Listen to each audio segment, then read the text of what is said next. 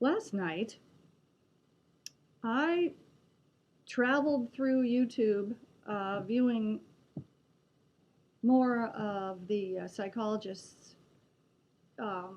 addressing narcissism in human behavior, and I came across, actually, that's not true. I deliberately searched for dissociative identity disorder. I had done some research about it,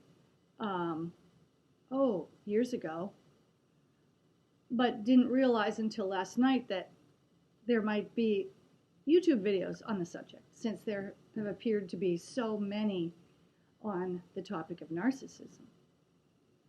And sure enough, I did discover that there are not only videos about dissociative identity disorder, but interviews of actual patients and actually videos produced by alleged victims of the disorder.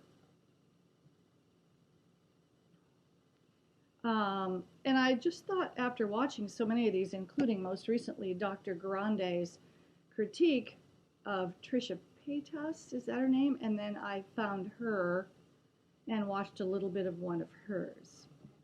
I can make this observation. I think that hers are a little different from those that were created in interview format.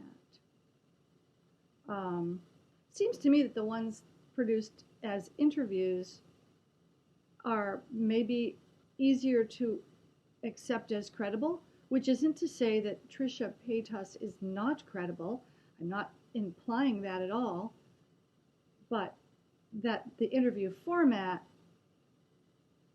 lends more credibility to the legitimacy of each of the individuals who are being videotaped.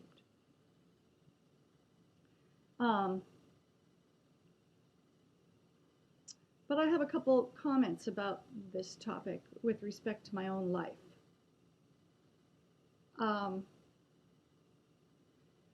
As I view my own videos, and I think there are some 40 now, I know that I'm sometimes in different moods.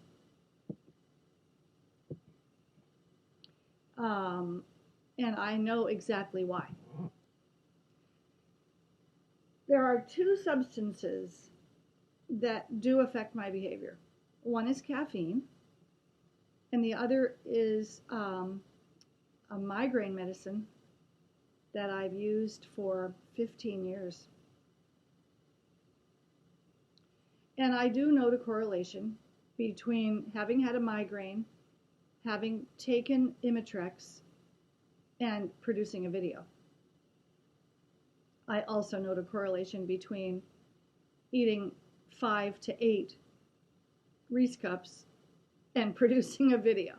So you can deduce what you will from that information. In most cases, I will, if I've had the chocolate, I'll say so in the video. I'll say I've had 8 Reese cups, or I've had, caffeine is a stimulant and increases the speed of the neurotransmission between the neurons. I think faster under caffeine, just like everybody else does. And because I have a feeling I'm a little bit ADHD, it also focuses me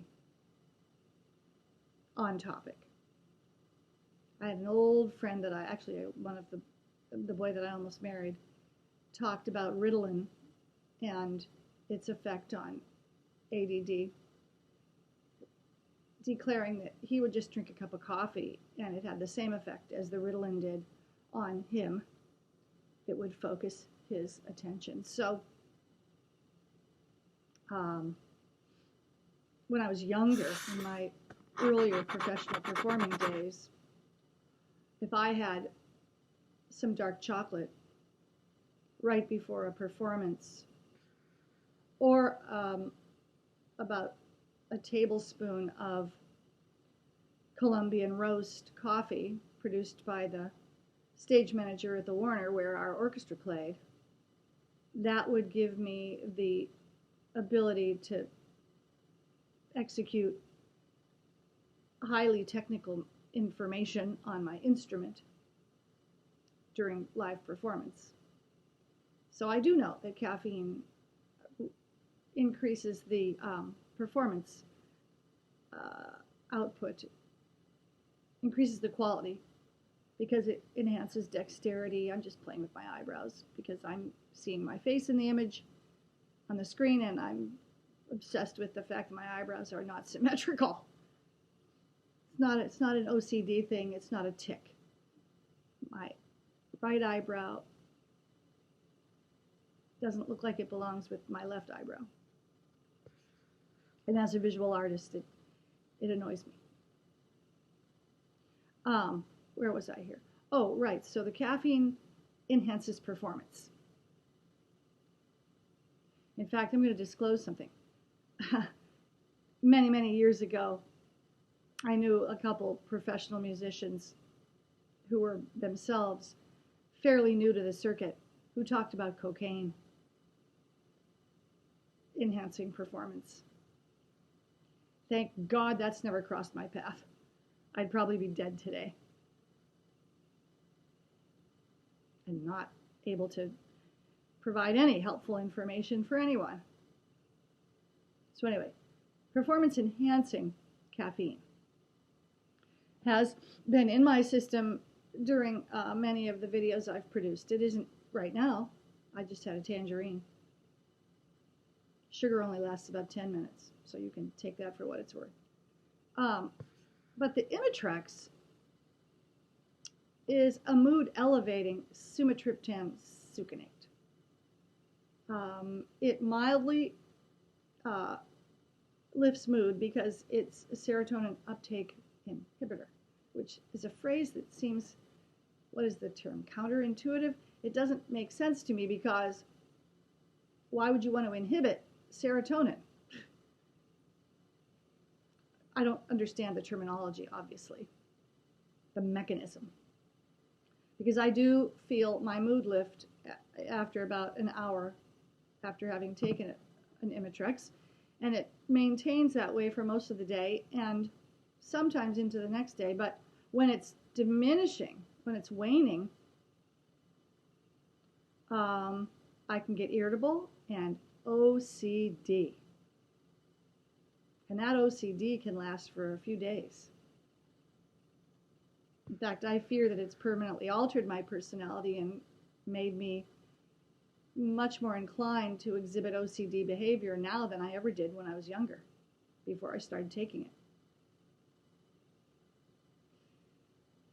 The influence of substance on behavior is a profound reality in this culture, in the United States, and probably worldwide. Just watch Breaking Bad. It's real. So, dissociative identity disorder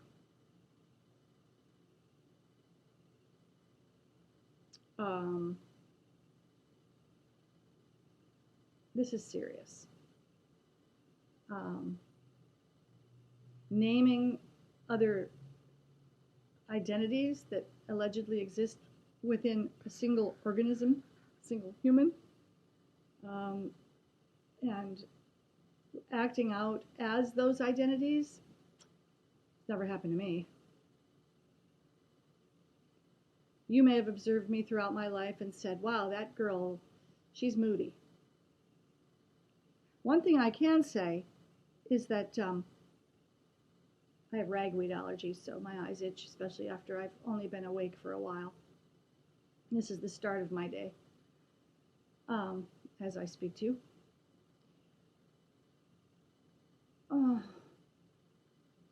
I do discover that in the presence of certain people or in certain social situations, I'm likely to behave differently depending on those situations.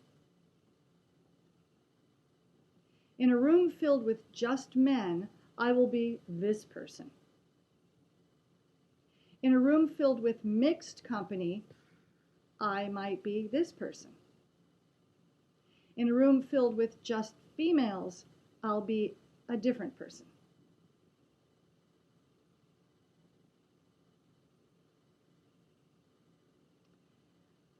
And that seems to be more influenced by the chemistry in the room. In a room filled with very, very passive and what used to be called feminine women, I take charge. I become the leader. And I don't know why that is. Maybe because my mother and her sisters were that way. Were, they head of household. They really ran the show, as I've said before.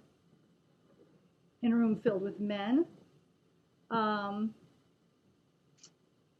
I can be influenced by their presence and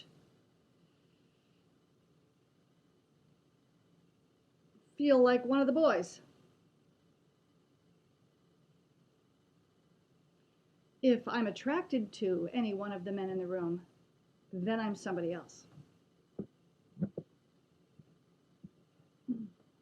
Then I feel powerful and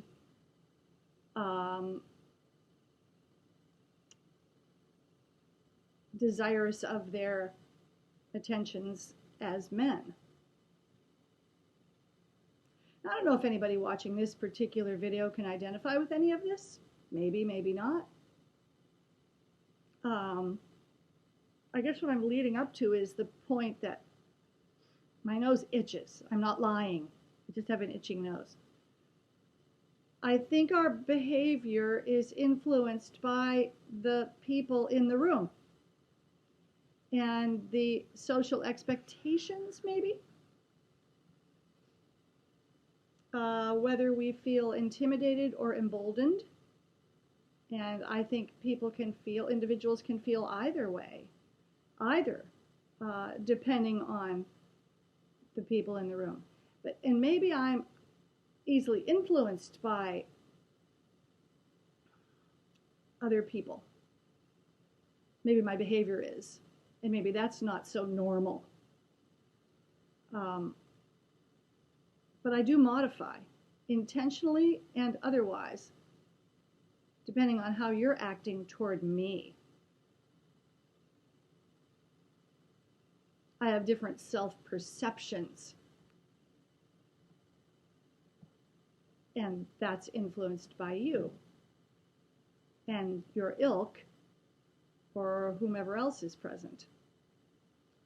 So that's just a couple observations that I thought I'd offer today on the topic of dissociative identity disorder and personality, and how personality expresses socially. I do have difficulty in one-on-one relationships. Control is an issue for me. I don't like to feel as though I'm being controlled, and I need a certain amount of control over decision making in the company of another. I'll leave all of this with you. If you have any comments, any feedback for me, feel free to offer whatever you'd like to. I'm not even sure what to call this installment. The topic is dissociative identity disorder and personality. Just observations on the subject. From RuthAnnTALKS.